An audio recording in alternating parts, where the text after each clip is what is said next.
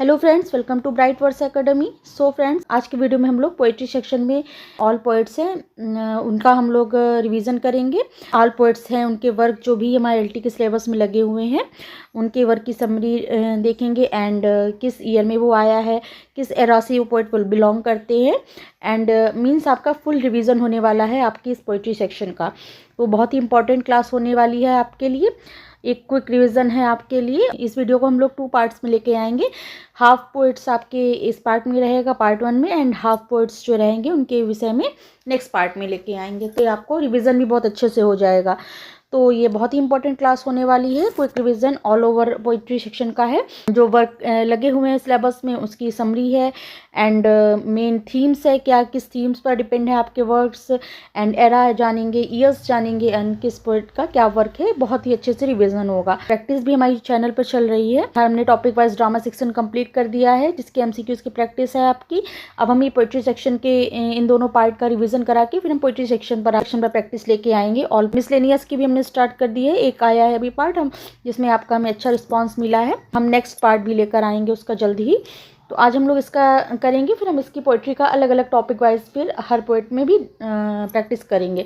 Hope so classes अच्छी लग रही होंगी। अगर अच्छी लगे, हेल्पफुल हो तो लाइक, सब्सक्राइब एंड शेयर जरूर कर दिया करिए। ओके, चलिए चलते अपनी क्लास की ओर। ओके, जितने भी पोइट्स हैं हम सभी के विषय में एक क्विक रिवीजन करेंगे। ओके, चलिए। हमारे फर्स्ट पोइट कौन से हैं? William Shakespeare. विलियम शेक्सपियर हैं जो एरा क्या है, रेनेसेंस एंड एलिजाबेथन एज से वो बिलोंग करते हैं, विलियम शेक्सपियर।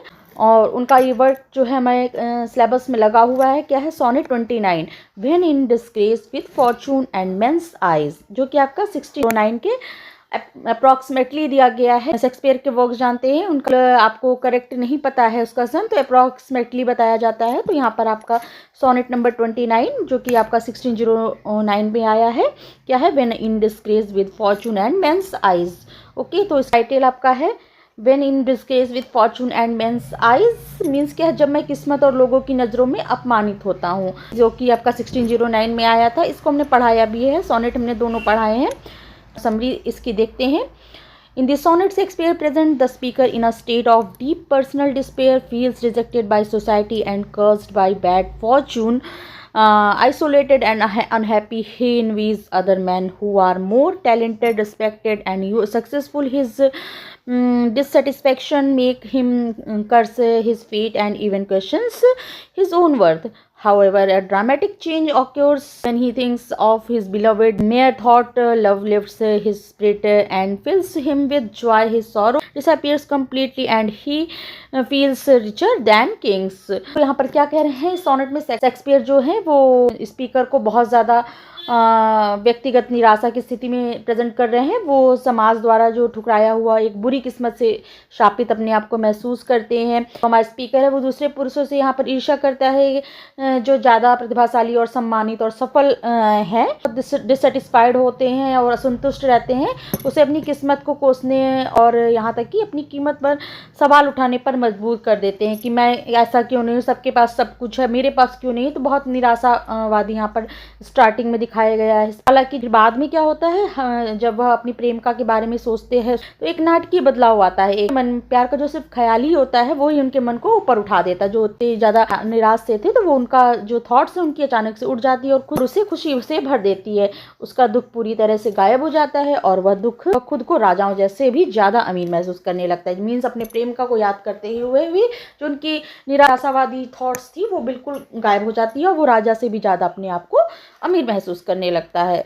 ओके, तो यही आपका पोयम का एक पूरा सार है कि तो बस यही इसकी समरी है कि सोनेट में कवि जो है अपनी जीवन की गहरी निराशा और अकेलेपन को व्यक्त करता है और स्पीकर स्वयं को समाज द्वारा उपेक्षित, भाग्य से ठगा हुआ, असफल महसूस करता है। वह दूसरों की सफलता, प्रतिभा, सम्मान और भाग्य से ईर्ष्या करने लगता है और इसी निराशाजनक अवस्था में वह अपने जीवन और अस्तित्व के ऊपर एक प्रश्न चिन्ह लगाने लगता है।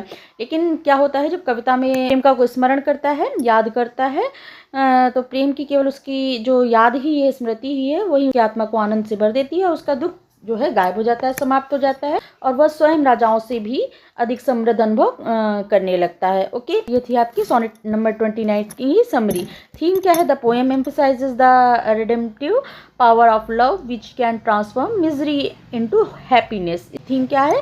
थीम, प्रेम में इतनी शक्ति है कि वह गहन दुख को भी पूर्ण आनंद में बदल देता है। यही इसका एक थीम है। प्रेम है वो इतनी शक्ति है कि आप कितने भी निराश हो, कितने भी वो है, तो वो उसको आपको आनंद में परिवर्तित कर देता है। ये इसकी आपकी थीम है। ओके, आई होप ये आपको सोनेट नंबर 29 क्लियर हो गया होगा। क्या है सोनेट का, ध्यान रखिएगा, नाम भी पूछ लेते हैं।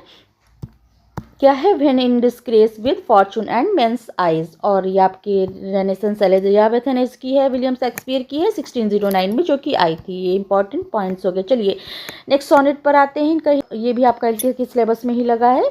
Sonnet number 138। सोनेट नंबर 138 जो when my love swears that she is made of truth 1609 में आया था, जो कि सोनेट नंबर 138 भी आपका 1609 में आया था। When my love swears that she is made of truth means क्या है? जब मेरा प्यार कसम खाता है कि वह सच्चाई से बना है। ओके, जो कि 1609 में आया था। समरी देख लीजिए इसकी। प्यार में सच्चाई और धोखे के विषय से संबंधित ये आपका सोनेट है। जो स्पीकर वो जानता है कि उसकी प्रेमिका जो है वफादारी के बारे में झूठ बोलती है, फिर भी वह उससे विश्वास करने का नाटक करता है और इसी तरह वह उसके बुढ़ापे और कमजोरी के संकेतों को नज़रअंदाज करती है। वो भी जानती है कि ये कोई यंग युवा सा मैन नहीं है, उसके अंदर की वीकनेसेस को वो भी दूर करती है। वो लोग मतलब कि ट्रुथ को जानते हुए भी धोखे का प्रेम निभाने की कोशिश करते हैं। Both lovers know English except each others lies because truth would disturb their relationship. Shakespeare ironically suggests that I love survives not on honesty but on mutual self deception.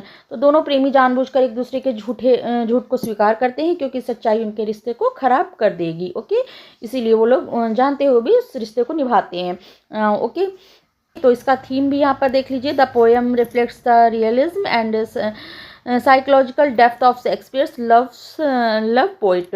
यह कविता शेक्सपियर की प्रेम कविता की यथार्थवादी और मनोवैज्ञानिक गहराई को दर्शाती है। फिर प्रेम को भी यथार्थवादी और मनोवैज्ञानिक दृष्टि से प्रस्तुत करते हैं। तो यहाँ पर इसका थीम क्या हो गया? प्रेम जो है कई बार सत्य से नहीं बल्कि आपसी जो भ्रम होता है उससे भी जीवित रहता है। तो यही इसका थीम हो गया। ये थीम हो गई आपकी and summary.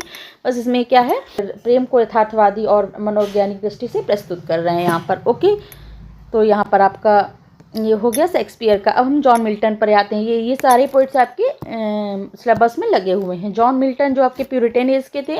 Okay, on his blindness भी है जो कि 1655 में आया था। ओके, समरी इसकी भी देख लेते हैं जल्दी से। प्यूरिटन एज की आपकी पोएम है। ऑटोबायोग्राफिकल सोनेट है। Express Milton's anxiety after he become blind.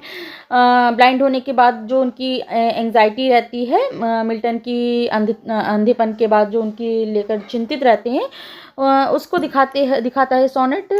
He fears that without sign he will not be able to serve God through his poetic talent. में ये चिंता है, भय है, दृष्टिहीन होने के कारण वे ईश्वर की सेवा अपने काव्य प्रतिभा द्वारा अब नहीं कर पाएंगे। ईश्वर से प्रश्न करते हैं, क्वेश्चन करते हैं ईश्वर से, वह उनके बिना दृष्टि की भी सेवा की अपेक्षा करते हैं कि वो अब तो अंधे हो चुके, वो उन्हें काव्य के रूप में उनकी सेवा नहीं कर सकते। ईश्वर से क्वेश्चन कर रहे हैं क्या वो अभी भी चाहते हैं कि वो अब उनकी सेवा करें दृष्टि के बिना भी। लास्ट में सेस्टर्स जो आपका है उसमें पोएट स्पिरिचुअल रियलाइजेशन उनको होता है कि कविता के सस्टेस में उनको आध्यात्मिक ज्ञान प्राप्त होता है कि ईश्वर को मानव श्रम की आवश्यकता नहीं है। तो लोग धैर्यपूर्वक ईश्वर की इच्छा को स्वीकार करते हैं और प्रतीक्षा करते हैं, वे भी ईश्वर की सेवा ही करते हैं। जो है बस यही है इसकी समरी। मिल्टन के अंधे होने के बाद भी चिंता को व्यक्त करते हैं। उन्हें डर है कि बिना आँखों के वह अपनी काव्य प्रतिभा से भगवान की सेवा नहीं कर पाएंगे। वह सोचते हैं कि क्या भगवान उसे अपनी क्षमताओं का उपयोग न करने के लिए दंडित करेंगे, ऐसा सोचते हैं वो। एंड लास्ट में उनको एक आध्यात्मिक एहसास होता है, भगवान को मानवीय श्रम की आवश्यकता नहीं है। जो लोग धैर्यपूर्वक भगवान की इच्छा को स्वीकार करते हैं और विश्वास के साथ प्रतीक्षा करते हैं, वे भी उनकी सेवा ही कर रहे होते हैं। ओके, यही आपकी ऑन हिज ब्लाइंडनेस की समरी है, थीम है। इसकी मैसेज दिया है मिल्टन ने। Faith, patience and submissions are true forms of service. विश्वास, धैर्य और समर्पण सेवा के सच्चे रूप है। यही इसकी मैसेज है आपका सोनेट में। ओके, नेक्स्ट है हमारा पैराडाइज लॉस्ट। ये भी आपका लगा हुआ है। बुक फर्स्ट स्पेशली लगा है, बुक फर्स्ट लाइन 1 to 26 1667 में आया था, जो कि आपका डेट्स भी याद रखिएगा। और समरी देख लीजिए। The opening lines introduce the fame of the epic the fall of man due to Adam and Eve's disobedience. Starting line से महाकाव्य के विषय का परिचय देते हैं यहाँ पर। एंड एडम और ईव की अवज्ञा के कारण मनुष्य का पतन हो जाता है। Milton invokes heavenly muse to inspire him to write a poem that will justifies the ways of God to main.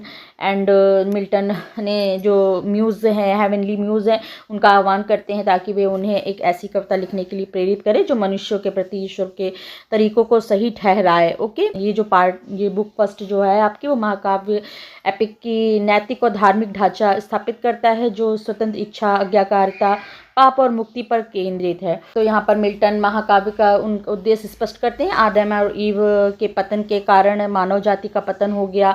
कवि म्यूज़ को यहाँ पर प्रेरणा के लिए आह्वान करते हैं ईश्वर के मार्गों को मनुष्यों के लिए न्याय संगत सिद्ध कर सके। एंड जो ये आपका पार्ट है, बुक है फर्स्ट, पाप, आज्ञा पालन, स्वतंत्र इच्छा और मोक्ष जैसे धार्मिक विषयों की स्थापना करता है। ओके, ये बुक में आपको यही सब दिखाया गया है। ओके, इसकी थीम क्या है? It prepares the reader for the grand cosmic struggle between good and evil. तो इसमें क्या है, अच्छाई और बुराई के बीच ब्रह्मांडीय संघर्ष की भूमिका तैयार करता है। ये आपका अच्छाई और बुराई के बीच भव्य ब्रह्मांडीय संघर्ष के लिए तैयार करता है। ओके, तो prepare the reader to grand cosmic struggle between good and evil. अच्छाई बुराई के लिए जो कॉस्मिक स्ट्रगल है उसको दिखाता है। ये आपका पैराडाइज लॉस्ट बुक फर्स्ट की 1 to 26 स्पेशली दी गई है। ओके, यही इसकी मेन समरी है। ओके, चलिए नेक्स्ट पोइट पे आएंगे, जॉन डन, जो कि हमारे हैं मेटाफिजिकल एज के। ओके, तो जॉन डन हमारे मेटाफिजिकल पोइट हैं। इनका वर्क जो है हमारा है कैननाइजेशन। ओके, कैननाइजेशन जो कि हमारा 1633 में आया था और ये आपका मेटाफिजिकल पोइट हैं। और जो समरी इसकी देख लीजिए। In this poem, Donne defends his love against social criticism. He argues that love harms no one and should be left alone. इस कविता में डन जो है अपने प्यार का सामाजिक आलोचना के खिलाफ बचाव करते हैं। Gradually love is elevated to a sacred status. वो तर्क देते हैं कि प्यार किसी को नुकसान नहीं पहुंचाता है, उसे अकेला छोड़ देना चाहिए। धीरे धीरे प्यार को एक पवित्र दर्जा दिया जाता है। The lovers are compare to saints, प्रेमियों की तुलना यहाँ पर संतों से करते हैं डन जो है, जिनका प्यार दूसरों के लिए एक उदाहरण बन जाता है। और यहाँ पर पैराडॉक्स और विट के माध्यम से डन ने धर्म और जुनून को मिलाते हैं। यहाँ पर क्या कर रहे हैं, blends of religion and passion, religion और पैशन को मिलाकर वो अपने प्रेम को रिप्रेजेंट कर रहे हैं पूरी पोएम में। तो इस कविता में डन जो है वो अपने प्यार को सामाजिक आलोचना के खिलाफ उसका बचाव करते हैं। तो यहाँ पर जो प्यार को है, लव को एक स्पिरिचुअल एक्सपीरियंस के रूप में प्रेजेंट किया है जो सम्मान के योग्य है। आपकी पोएम की थीम हो गई। डन इस कविता में समाज और आलोचित अपने प्रेम का बचाव करते हैं। वे कहते हैं कि उनका प्रेम किसी की को हानि नहीं पहुंचाता, इसलिए समाज को उसमें हस्तक्षेप नहीं करना चाहिए। धीरे धीरे प्रेम को धार्मिक स्तर पर उठा दिया जाता है। प्रेमी स्वयं को संतों जैसे सेंट्स के समान मानते हैं, जिनका प्रेम दूसरों के लिए आदर्श बन जाता है। ऐसा ये पूरी पोएम में अपने प्रेम के लिए डिस्कस करते हैं, अपने प्रेम का बचाव करते हैं सोशल क्रिटिसिज्म से। यहाँ पर पैराडॉक्स अनविट का धार्मिक प्रतीकों का यूज करके अपने प्रेम का बचाव करते हुए दिखाते हैं। मेन थीम आपकी क्या हो गया, कह रहे हैं प्रेम एक पवित्र और आध्यात्मिक अनुभव है according to John Donne. Okay, तो ये इसका थीम हो गया। चलिए नेक्स्ट पोएट हमारे हैं अलेक्जेंडर पोप। तो ये आपके न्यू क्लासिकल एज से बिलोंग करते हैं। तो ये the rape of the lock canto second ये किस सिलेबस में है। ये वर्क आपका 1712 में आया है। चलिए समरी देख लीजिए जबकि क्या है। ये एक आपका क्या है, सबसे फर्स्टली आपका एक मॉक एपिक पोएम है। ओके, एक साधारण घटना होती है, ह्यूमसली प्रेजेंट ट्रिवियल इंसिडेंट, एक ट्रिवियल इंसिडेंट दिखाते हैं, the cutting of a lady's lock of hair as a grand heroic event. इसमें एक साधारण सी घटना जो बालों की लट काटना जो महाकाव्य की तरह प्रस्तुत किया गया है। इसमें एक लेडी की एक बाल की लट कट जाती है, उसी को एक हीरोइक इवेंट बनाकर महाकाव्य की तरह इसको प्रेजेंट किया गया है। In canto second Belinda prepares herself and supernatural self guard her beauty. Canto second में बेलिंडा अपने सौंदर्य सज्जा में व्यस्त है और सेल्फ उसकी सुंदरता की रक्षा करते हैं। Pope satirize the vanity of artificial values of the aristocratic society. उच्च वर्ग की आर्टिफिशियलिटी है, शो करते हैं दिखावे को और अहंकार पर तीखा यहाँ पर व्यंग करते हैं। तो ये आपका एक पोप का सैटायर है, ये आपका अरिस्टोक्रेटिक क्लास के लोग सोसाइटी के ऊपर यहाँ पर एक व्यंग किया है, उनके दिखावे, उनकी आर्टिफिशियलिटी एंड उनके अहंकार पर एक तीखा व्यंग है आपके पोप का। Okay, the poem exposes the pettiness and superficiality of fashionable life. Poem आपकी जो है, जो फैशनेबल लाइफ है उसमें जो पेटीनेस एंड सुपरफिशियल है उसको यहाँ पर रिप्रेजेंट करती है कि यह आपकी एक व्यंग्यात्मक महाकाव्य कविता हास्यपूर्ण ढंग से एक छोटी सी घटना, एक महिला के बालों के लटकटने का एक भव्य घटना के रूप में प्रस्तुत करती है। पोप यहाँ पर जो कुलीन समाज है कि घमंड और जो कृत्रिम मूल्यों पर यहाँ पर व्यंग्य करते हैं, pettiness of superficial of fashionable life पर। ओके, तो यह एक आपका सैटायर है, कविता जो फैशनेबल जीवन की तुच्छता और सतहीपन को उजागर करती है। ओके, तो ये आपकी होगी the rape of the lock. Next हमारे पोएट है थॉमस ग्रे, के ट्रांजिशन एज से बिलोंग करते हैं। Elegy written in country churchyard, Thomas Gray का वर्क है ये, जो कि आपका 1751 में आया था। ओके, कब आया है ये? 1751 में। ट्रांजिशन एज के पोइट हैं आपके थॉमस ग्रे, जो इनका वर्क क्या है, elegy written in country churchyard 1751 में। समरी इसकी देख लीजिए। तो कवि एक जो उसमें है ग्रामीण कब्रिस्तान में खड़े होकर जीवन और मृत्यु पर विचार करता है। He mourns the unnoticed lives of poor villagers who had potential but lacked opportunities। तो वह गरीब ग्रामीणों के अनजाने जीवन पर शोक व्यक्त करता है जिनमें क्षमता थी लेकिन अवसर की कमी थी।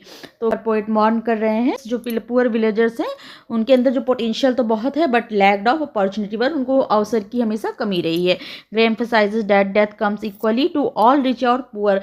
इस बात पर जोर देते हैं कि मृत्यु सभी के लिए अनिवार्य है, समान रूप से आती है, अमीर हो चाहे वो गरीब हो। तो यहाँ पर जो ग्रामीण जीवन के रूरल लाइफ को दिखाया गया है, वहाँ पर लोगों में पोटेंशियल बहुत है बट उनको अपॉर्चुनिटी की कमी रही है। तो इस तरह करके वो यहाँ पर मॉर्न कर रहे हैं। थीम क्या है इसकी?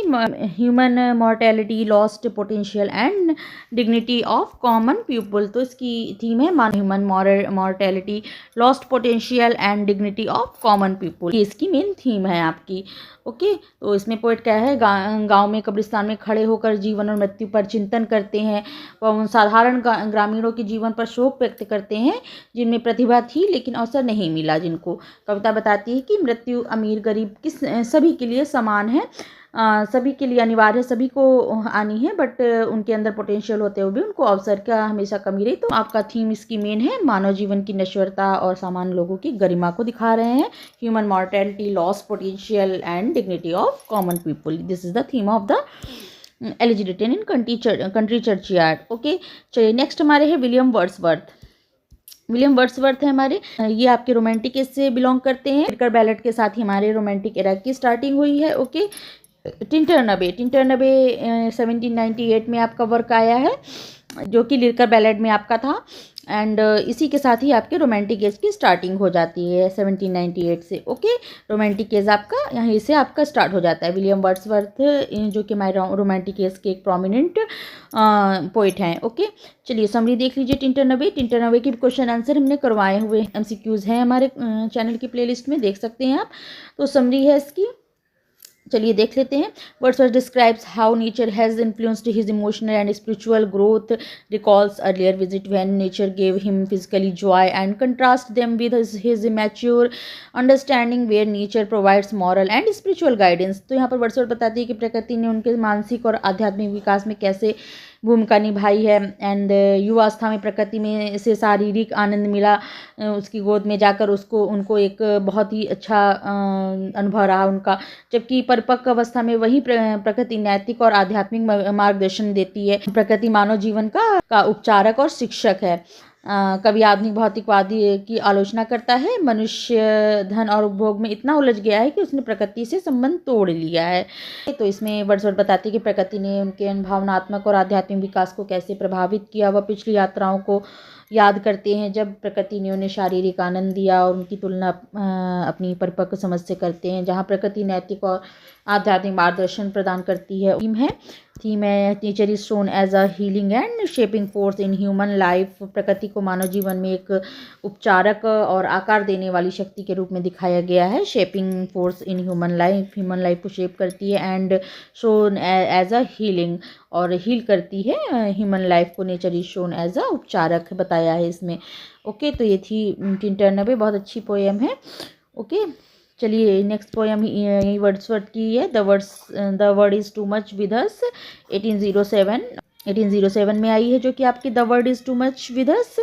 समरी देख लीजिए इसकी भी। तो इसमें क्या है, the poet criticize modern materialism. इसमें जो भौतिकवादिता है उसको क्रिटिसाइज कर रहे हैं, which he separate humans from nature, जिसने कि मनुष्यों को प्रकृति से अलग कर दिया है। People are obsessed with money and position and have lost their emotional connection with the natural world. And लोग जो है पैसे और चीज़ों के पीछे पागल से हो गए हैं और उन्होंने प्राकृतिक दुनिया से अपना इमोशनल जुड़ाव को खो दिया है। भौतिकवादिता की आलोचना करते हैं। मनुष्य धन और उपभोग में इतना उलझ गया है कि उसने प्रकृति से संबंध तोड़ लिया है।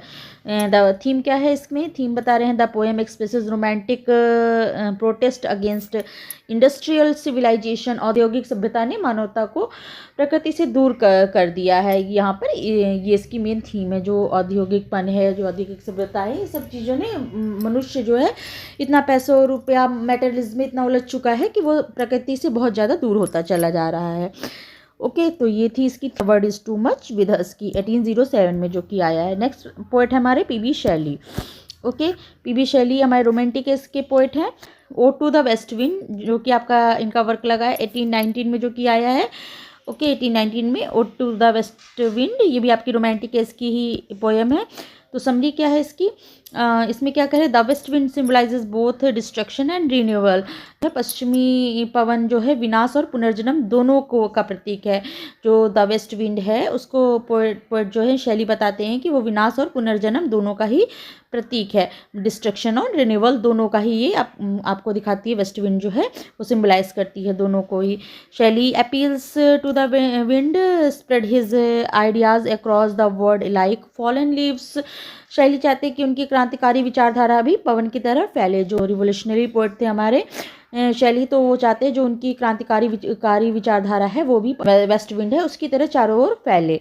ओके, यहाँ पर पश्चिमी हवा, नाश और नवीनीकरण दोनों का प्रतीक दिखा रहे हैं poet. Shelley appeals to the wind spread his ideas across the world like fallen leaves. जो कहते हैं जो उनके विचार है वो गिरे हुए पत्तों की तरह पूरी दुनिया में फैला दे, ऐसा जो वेस्ट विंड से कहते हैं। Okay, the poem reflects Shelley's revolutionary spirit and belief in regeneration. कविता शैली के क्रांतिकारी भावना और पुनर्जन्म में विश्वास को दर्शाती है। ओके, शैली जो हमारे हैं रिवोल्यूशनरी पोएट है, तो वो चाहते हैं कि जो उनके क्रांतिकारी विचार है वेस्ट विंड से कहते हैं कि पूरी दुनिया में और जैसे सूखे पत्तों को फैलाती है वैसे उनके विचारों को फैलाते। ओके, तो ये थी आपको ode to the west wind. Next है शैली की ही है आपकी टू अ स्काईलार्क, जो कि 1820 में आया था। इसका एज क्या हो गया 1820। आपके रोमांटिक एज की पोएम्स हैं। Okay, remember it. एज आपका पूछा जा सकता है कि ये किस एज से बिलोंग करते हैं, किस एज की पोएट है, किस एज की पोएम है। तो ये आपके रोमांटिक एज की पोएम है जो कि 1820 में आई थी। क्लियर, क्या है समझिए, चलिए देख लेते हैं इसकी भी हम। तो यहाँ पर शैली जो है skylark represent pure joy and inspiration beyond human sufferings. Humans are bound by pain but the bird sings freely. तो यहाँ पर जो स्काईलार्क है वो मानवीय पीड़ा से परे शुद्ध जो आनंद और प्रेरणा का प्रतिनिधित्व करती है। जो skylark represents pure joy and inspiration beyond human suffering. Human की जो पीड़ा है उससे परे होकर जो एक जॉय है, आनंद है और जो इंस्पिरेशन है, प्रेरणा का यहाँ पर एक रिप्रेजेंट करती है, प्रतिनिधित्व करती है। Okay, humans are bound by pain but the birds sings freely. जो मनुष्य दर्द से बंधे हुए हैं लेकिन पक्षी आज़ादी से गाते हैं यहाँ पर। तो इसमें क्या है, स्काईलार्क शुद्ध आनंद और प्रेरणा का यहाँ पर प्रतीक दिखा रहे हैं। मनुष्य दुख से बंधा है जबकि पक्षी जो है स्वतंत्र है। थीम क्या है, Shelley contrast human sorrow with ideal happiness. आदर्श आनंद मानव जीवन से परे है। शैली जो है कंट्रास्ट दिखा रहे हैं ह्यूमन सॉरो को विद आइडियल हैप्पीनेस के साथ में। ओके, यही इसकी थीम है। थीम क्या है, शैली मानवीय दुख की तुलना आदर्श खुशी से करते हैं। ओके, यही इसकी थीम है। चलिए नेक्स्ट हमारे जो हैं पोइट जॉन कीट्स हैं। ये भी आपके रोमांटिक एज से बिलोंग करते हैं। इनकी जो पोएम लगी है हमारे सिलेबस में, odd on a Grecian earn है। 1819 में आया है, 1819 में आई है आपकी ये पोएम, जो कि जॉन कीट्स की है। रोमांटिक एज की ही पोएम है, बिलोंग करते हैं डेफिनेटली यार आपकी रोमांटिक एज की पोएम होगी। ओके, तो इसमें क्या है समरी, चलिए देख लीजिए।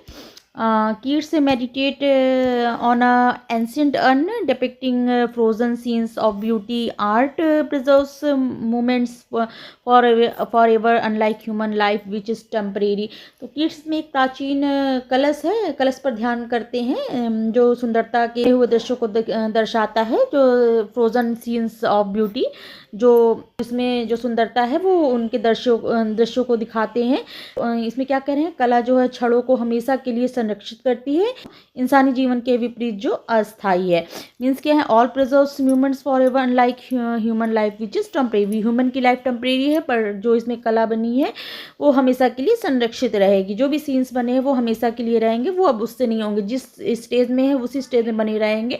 कोई अगर लेडी अगर यंग एज की बनी है तो उसी एज में रहेगी, वो कभी बूढ़ी नहीं होगी। इस तरीके के जो सीन है वो वैसे ही रहेंगे, बट जो लाइफ है वो टेम्परेरी है, और जो ये सीन्स है वो ऑलवेज हमेशा मोमेंट्स जो हैं प्रिजर्व्स मोमेंट्स फॉरएवर रहेंगे। ओके, तो ये इंसानी जीवन के विपरीत जो अस्थायी है। थीम क्या बताया है, फेमस आइडिया है जो दे रहे हैं, art is eternal, life is transient. तो कला जो है शाश्वत है और जीवन जो है क्षणभंगुर है, यहाँ पर बताती है। इसकी थीम है जो कला है वो आपकी इटर्नल है, एंड जो लाइफ है वो ट्रांजिएंट है, क्षणभंगुर सा है। ओके, तो यही इसकी मेन थीम है आप odd on a Grecian earn की। चलिए नेक्स्ट है ला बेलियर डेम्स एंड मर्सी। ये भी आपका 1819 में आया है, 1819 में आया है, कीट्स का वर्क है। ओके, तो इसमें क्या कह रहे हैं किड्स इसमें कहते हैं, a night is enchanted and abundant my mysterious women. The poem suggested that danger of idealised love and illusion. तो यहाँ पर एक रहस्यमयी महिला है जो के द्वारा एक सूरवीर को मोहित किया जाता है और छोड़ दिया जाता है, मोहित करके उसे छोड़ दिया जाता है। यह कविता आदर्श प्रेम और भ्रम के खतरे को सुझाव देती है। ओके, तो एक मिस्टीरियस वुमेन के द्वारा एक नाइट को जो कि मोहित किया जाता है, इंचेंट किया जाता है, अबंडेंड बाई, और उसे छोड़ भी दिया जाता है बाद में। And the poem suggest the danger of idealised love and illusion. तो पोएम जो है आपको आदर्श प्रेम और भ्रम के खतरे को सजेस्ट करती है, सुझाव दे रही है। ओके, तो थीम यहाँ पर क्या है, फैटल ब्यूटी एंड इमोशनल डिसोलेशन। तो ये घातक सुंदरता और भावनात्मक उदासी को दिखाया गया है। यहाँ पर एक जो सुंदरता के पीछे लोग भाग रहे हैं वो क्या कितनी घातक हो सकती है, एंड भावनात्मक एक उदासी डिसोलेशन को दिखाया गया है। ओके, ये ला बेलियर डेम्स एंड मर्सी जो कि 1819 में किड्स की पोएम है। ओके, नेक्स्ट है हमारा टेनिशन जो हमारे विक्टोरियन एज से बिलोंग करते हैं। ब्रेक 1842 में आया है इनका वर्क की। ओके, कब आया है, 1842 में। ब्रेक विक्टोरियन एज की पोएम है। ओके, टेनिशन का वर्क है। समरी क्या है देख लीजिए, क्या कर रहे हैं, the poet expresses grief over the death of his friend Arthur Hallam, the sea symbolized relentless sorrow. तो यहाँ पर कभी अपने दोस्त आर्थर हालम की जो मृत्यु पर दुख व्यक्त कर रहे हैं, और समुद्र अथाह दुख का प्रतीक है यहाँ पर दिखा रहे। जो सी है वो सिंबलाइज कर रहा है रिलेंटलेस सॉरो, उनके अथाह दुख का प्रतीक जो है सी को दिखाया जा रहा है। ओके, और यहाँ पर मॉर्न कर रहे हैं अपने फ्रेंड आर्थर हालम के लिए। ओके, थीम क्या है इसकी, theme personal loss and emotional restaurant. तो यहाँ पर व्यक्तिगत नुकसान और भावनात्मक संयम, यही इसकी थीम है। ओके, नेक्स्ट है हमारा टेनिशन का ही वर्क है, यूलिसिस 1842 में आया। टेनिशन का वर्क है 1842 में, और आपका एज भी विक्टोरियन एज रहेगा। जो ये पोएम भी आपकी विक्टोरियन एज की ही रहेगी। ओके, तो कौन सी, यूलिसिस 1842 में। समरी क्या है, Ulysses refuses a passive life of seeks adventure despite old age. Okay, तो यहाँ पर यूलिसिस निष्क्रिय जीवन को अस्वीकार करते हैं, रिफ्यूज करते हैं passive life, and seeks adventure despite old age. बुढ़ापे के बावजूद रोमांच की तलाश करते रहते हैं। ये थीम क्या है, मैसेज क्या है, striving, seeking and never yielding, प्रयास करना, खोजना और कभी हार ना मानना। ओके, तो हमें प्रयास करते रहना चाहिए और हमेशा खोजते रहनी चाहिए चीज़ों को, एंड जिज्ञासु होना चाहिए, खोजते रहना चाहिए, एंड कभी भी हार ना मानना चाहिए। यही इसका आपका मेन आपकी थीम है। ओके, नेक्स्ट पोएट है हमारे रॉबर्ट ब्राउनिंग। ये भी आपके विक्टोरियन एज के पोएट हैं। ओके, माई लास्ट डचेस, ये इनका वर्क है 1842 में जो कि आया था। विक्टोरियन एज की ही पोएम है आपकी, 1842 में आई है my last duchess, Robert browning की है। इसकी समरी देख लीजिए। Okay, through a dramatic monologue, a duke reveals his cruelty and possessiveness. Dramatic monologue के थ्रू यहाँ पर एक जो ड्यूक है वो अपनी क्रूरता और अधिकार भावना को प्रकट करते हैं। ओके, तो the poem exposes power, pride and patriarchy.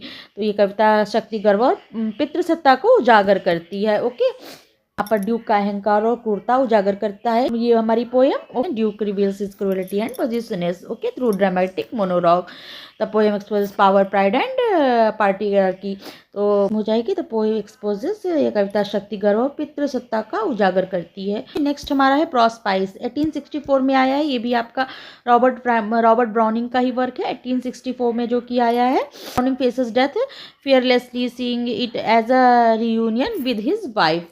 Browning जो है इसमें निडर होकर मृत्यु का सामना करते हैं अपनी वाइफ के साथ, फिर पुनर्मिलन रियूनियन के रूप में देखते हैं। ओके, थीम क्या है इसकी, Trump of love over death. Okay, मृत्यु पर प्रेम की विजय, यही इसकी थीम है। ओके, तो ये आपका प्रोस्पाइस हो गया, 1864 में आया रॉबर्ट ब्राउनिंग का। नेक्स्ट है हमारे मैथ्यू आर्नोल्ड जो हमारे हैं वो 1822 से 1888 तक इनका वो रहा है टाइम ड्यूरेशन। विक्टोरियन एज की पोएट थे, एज ऑफ डाउट जिसको कहा जाता है। ओके, विक्टोरियन एज के पोएट हैं मैथ्यू आर्नोल्ड। डोवर बीच है जो इनकी 1867 में आया है। ओके, वो ये कुछ नहीं है, 1867 में आया डोवर बीच। ओके, इसकी समरी आपकी क्या है, तो इसमें क्या कहते हैं, Dover Beach reflects Arnold's deep anxiety about the loss of religious faith the modern world. तो इसमें आधुनिक दुनिया में धार्मिक विश्वास के खत्म होने के बारे में आर्नोल्ड की गहरी चिंता को दिखाया जा रहा है। The poem opens with the calm and beautiful description of the scene at night creating atmosphere of peace. However this calm surface had a deeper sadness. कविता रात में समुद्र के शांत और सुंदर वर्णन से शुरू होती है जिससे शांति का माहौल बनता है। हालांकि ये शांति सतह एक गहरे दुख को छिपाती है।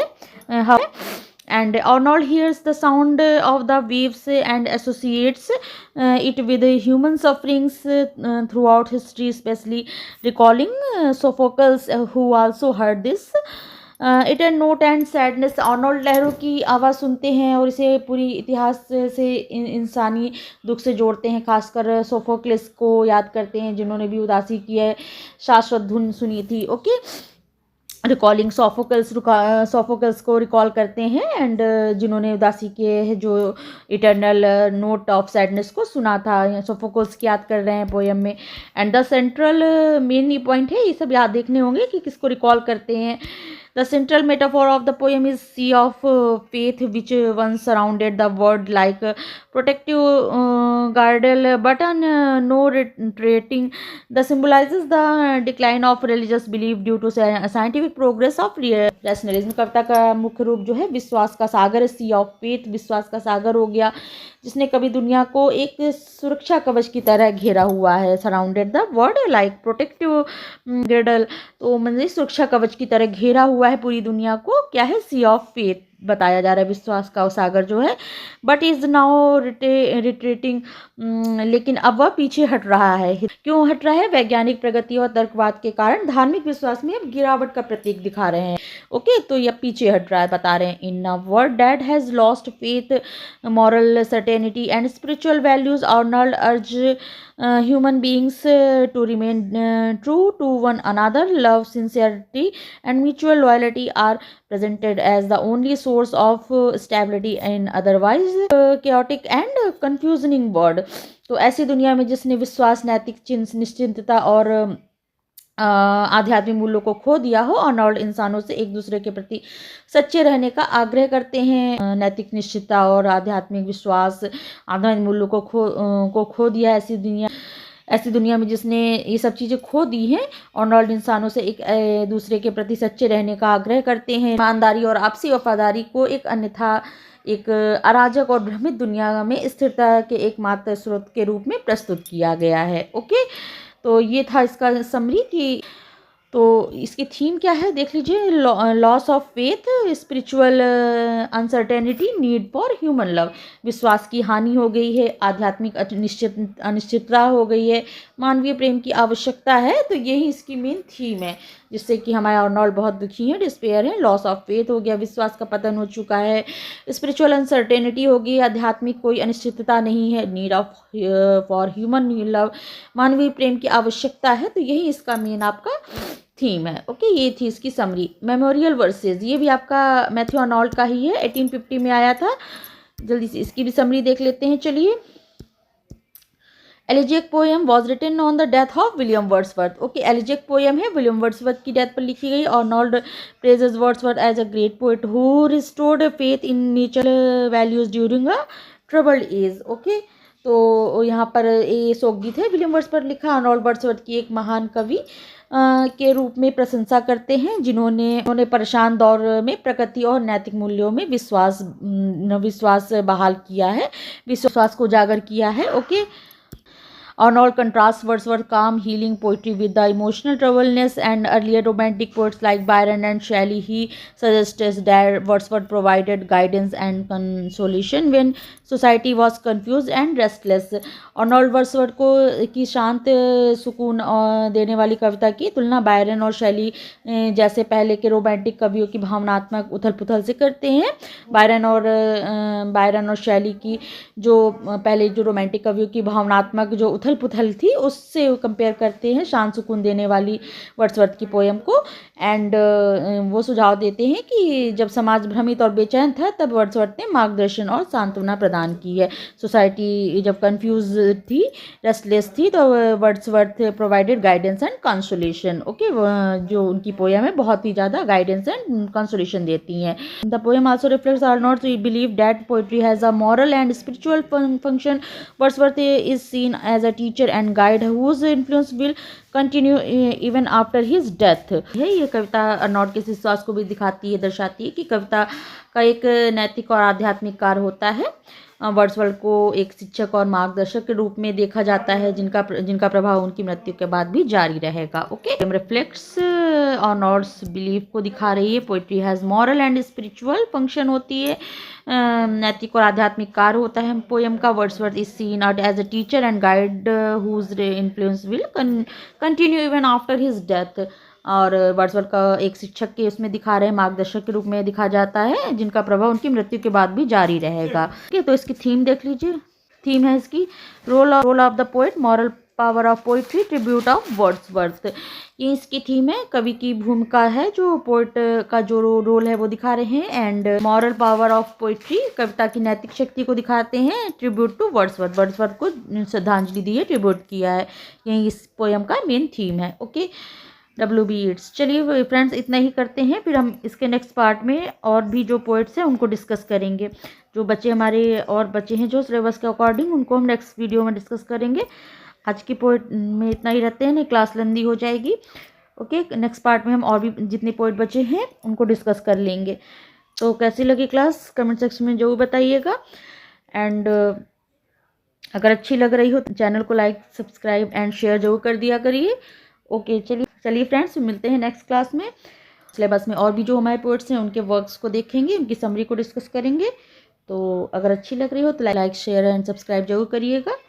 और फिर हम इसके बाद देन पोइट्री की भी MCQs करवाएंगे, और हमारी मिसलेनियस क्वेश्चन की प्रैक्टिस चल रही है, वो आप देख सकते हैं। नेक्स्ट पार्ट भी हम उसका जल्दी लाएंगे। ओके, चलिए फिर मिलते हैं नेक्स्ट क्लास में और भी पोएट के साथ। Thanks for watching.